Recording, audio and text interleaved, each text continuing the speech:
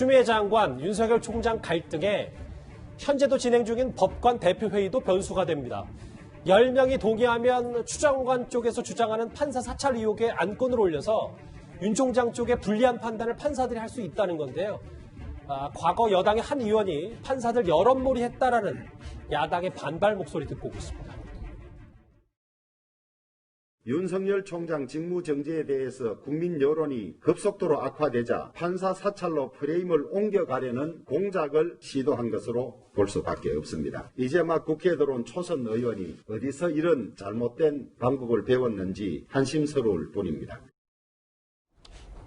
장혜철 평론가님, 이 전국 법관 대표회의 꽤 변수가 될 거라는 얘기는 결국 판사들이 이 이른바 판사 문건 의혹을 어떻게 바라보느냐, 이게 좀 어느 정도 여론이 좀 모여지는 거 아니겠습니까? 그렇죠. 사실 양승태 전 대법원장의 이 사법농단 관련 사건 때부터 만들어져서 지금은 이제 상설협의체가 되었습니다. 125명 중에 오늘 120명이 모인 것으로 전해지고 있는데, 현장에서 9명 정도가 동의하게 되면 새로운 안건으로 올리고 논의를 할 수 있습니다. 그런데 아마도 이 120명 중에 9명 이상이 판사 이 성향 분석 문건을 한번 이 법관 대표회의에서 다뤄보자, 여기에 현장 동의를 한 것으로 지금 전해지고 있고요. 이 부분이 우선은 법관 대표회의에서 다뤄지는 것 자체가 어떻게 보면 부적절하다는 신중론도 판사사회 내부에서 분명히 있었습니다. 왜냐하면 법적인 재판을 받아야 되는 문제인데, 여기에 대해서 대표자격인 법관들이 모여서 의견을 개진하는 것 자체가 향후 있을 재판에 영향을 끼칠 수 있다는 그런 우려의 목소리가 있었습니다만, 현장에서는 통과가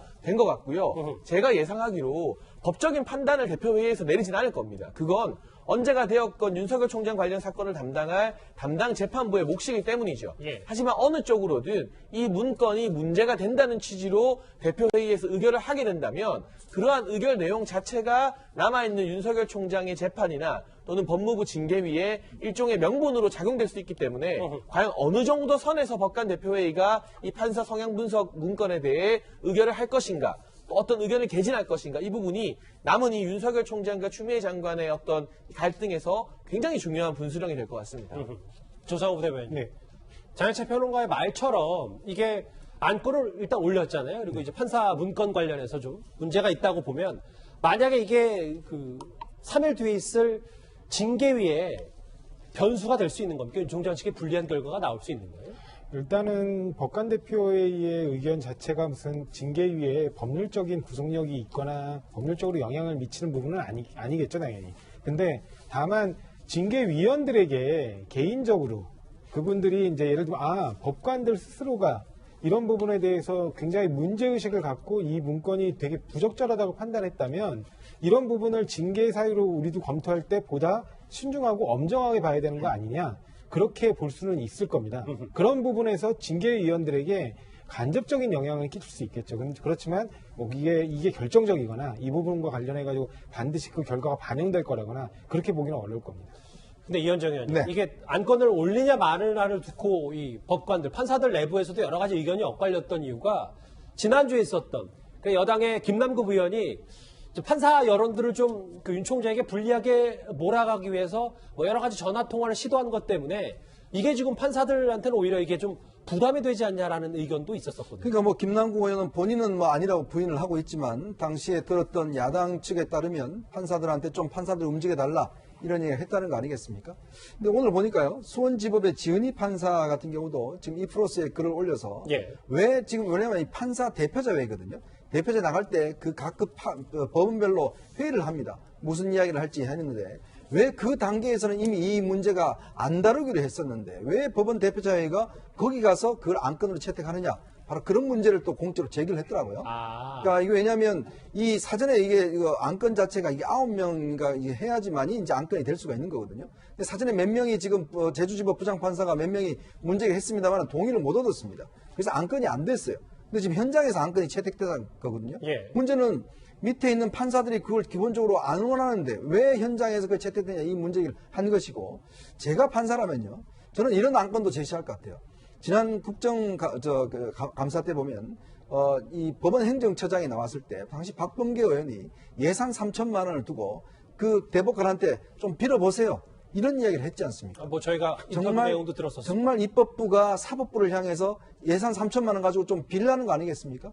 또 오늘 우원식 의원이 지금 그 행정법원의 판사의 판결을 두고 저걸 두고 대전지법에 이번에 영장 발부한 걸 두고 원전 수사 관련해서요. 법원의 인내에 한계를 느낀다는 이야기를 했습니다. 자, 우원식 의원은 차기 당대표에 출마하려고 하는 분입니다.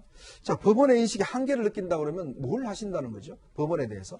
어떤 면에서 보면 사법부의 가장 중요한 건 사법부의 독립입니다. 예.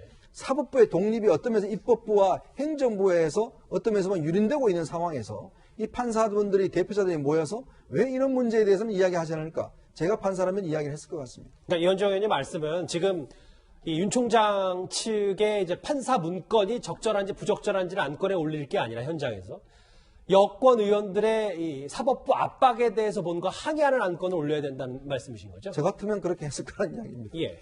사실 뭐 우현식 의원 그 부분은 좀 팩트가 있는 게, 그러니까 법원의 인내의 한계를 느낀다라기보단 지금 그 사법적 대상으로 그 대통령의 정책까지 문제 삼고 있는 이 상황에 대해서 인내의 한계를 느낀다는 표현을 했고요. 법원의 결정에 대해서는 약간의 유감을 표명했습니다. 그리고 그 지금 이 부분 관련해 가지고 그 법관 대표회의도 이 안건만 가지고 얘기하는 게 아니고 이 안건을 포함해서 현재 이번에 뭐 대법원장께서도 한 말씀 하셨지 않습니까? 법관의 독립을 침해할 만한 여러 가지 여론이라든가 어떤 정치권의 어떤 움직임이라든가 이런 부분 전반에 대해서 한번 논의해보자는 주제로 올렸던 것으로 알고 있어서 꼭 이 부분에 한정된 내용은 아닙니다. 예.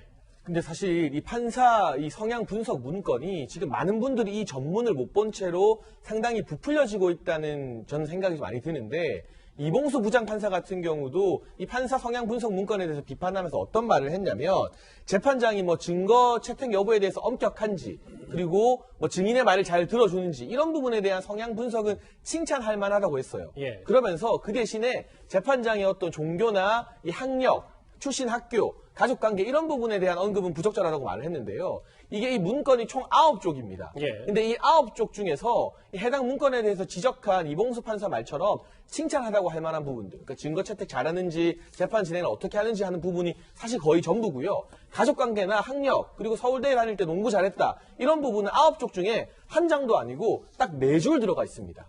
이 4줄이 지금 문제가 되어서 논란이 되고 있는 것인데, 사실 많은 국민들이 이 전문을 보고 이 중에 과연 얼마나 많은 양이 이 재판장 개인의 어떤 성향이나 가족관계에 대해서 언급되어 있는지 잘 모르는 것 같아요. 마치 지금 언론에서 논의되는 내용만 보면 9쪽 중에 거의 절반 이상이 판사 개인정보를 적어놓은 것처럼 되어 있는데, 제가 분명히 이 전문을 다 보고 사실 확인을 해드리는 것은 9쪽 중에 단 4줄이 그 부분입니다. 과연 이 문제가 전국 법관 대표회의에서 논의될 만한 그 4줄인가에 대해서는 보시는 분들의 판단에 맡기고 싶습니다. 알겠습니다. 판사 대표, 법관 대표 회의 관련해서 여러 가지 속보 얘기까지, 안건에 이미 올라갔다는 얘기까지 정리를 해봤습니다. 자, 뉴스탑10 저희가 집중적으로 살펴본 윤석열 총장과 추장관 갈등 얘기는 여기까지고요.